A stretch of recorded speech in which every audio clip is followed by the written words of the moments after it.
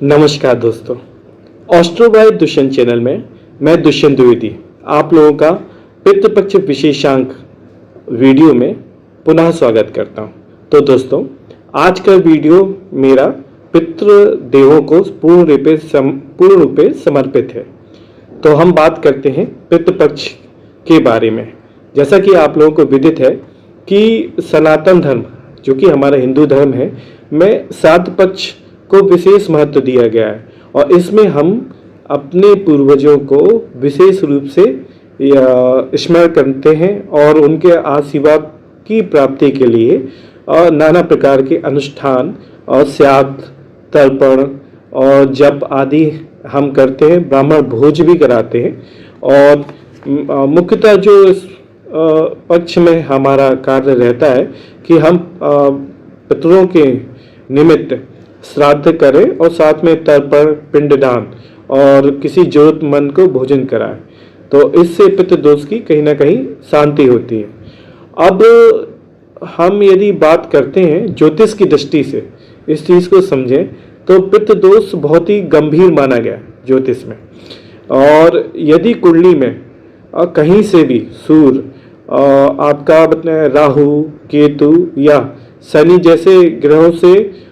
दष्ट हो या युद्ध हो और किसी भी प्रकार से पीड़ित हो या किसी साथ में इन ग्रहों के साथ में सूर्य की युति भी हो और किसी भी पाप ग्रह की उन पर दृष्टि भी हो, तो इससे कुंडली में कहीं ना कहीं पितृदोष के लक्षण परिलक्षित होते हैं, हमको आम जीवन में नजर आते हैं। और जैसे कि हम यदि कोई भी कार्य विशेष करने जा रहे हैं तो काम बनते बनते अंततः जाके बिगड़ जाना, या फिर जैसे हमारे कोई कार्य विशेष है तो कार्यों में बाधा पड़ जाना, आर्थिक परेशानियां होना और घर में क्या लंबे समय तक किसी भी प्रकार के मांगलिक कृत्यों का ना होना, कारण कुछ भी हो सकता है। और या फिर कोई भी हम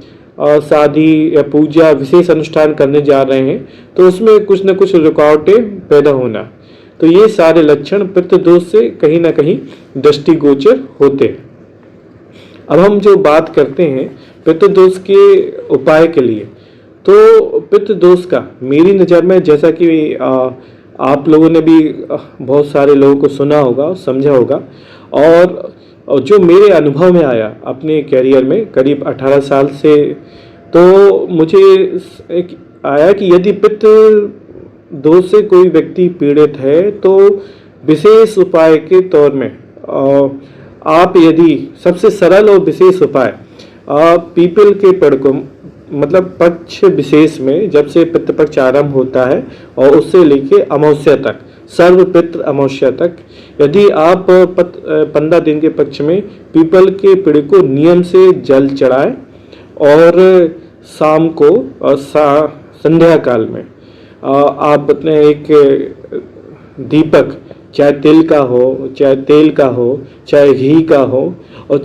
दीपक अवश्य रखें। और दीपक चाहे तो आप मिट्टी के बर्तन का रख सकते हैं या फिर चाहे तो आप आटे का रख सकते हैं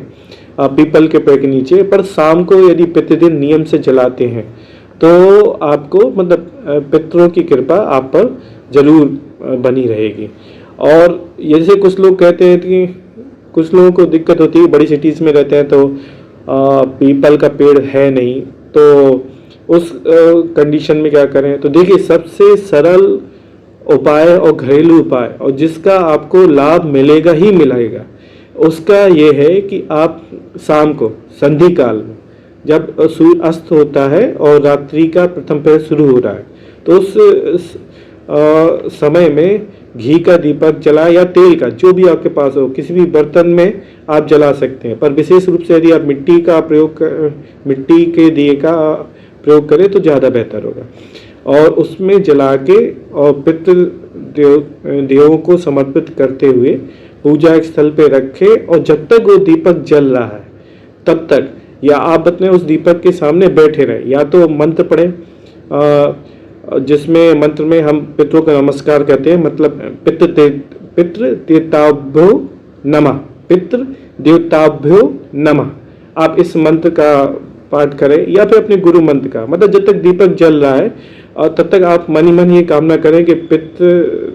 देव मतलब जो भी कुंडली में दोष लगा है और वो सारे दोष खत्म हो और पितृदेवों की कृपा आप पर बनी रहे। इस तरीके से आप यदि पक्ष विशेष में करेंगे तो आपको जीवन में जरूर लाभ मिलेगा।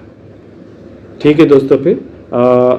उम्मीद करता हूँ आपको मेरा ये उपाय पसंद आया होगा, और यदि मेरा वीडियो आपको अच्छा लगे तो चैनल को लाइक कीजिएगा, सब्सक्राइब कीजिएगा। जय महाकाल। सीताराम सीताराम।